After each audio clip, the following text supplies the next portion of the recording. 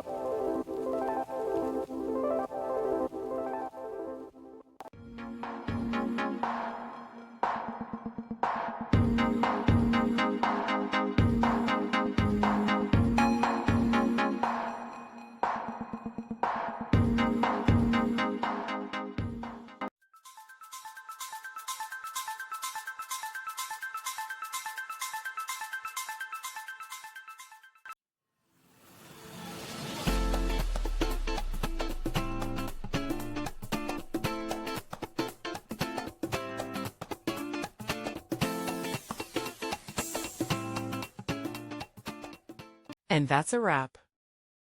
I hope you found the answer you were looking for. If you did, take a second to hit that subscribe button. It really helps out. And let me know in the comments which solution worked best for you.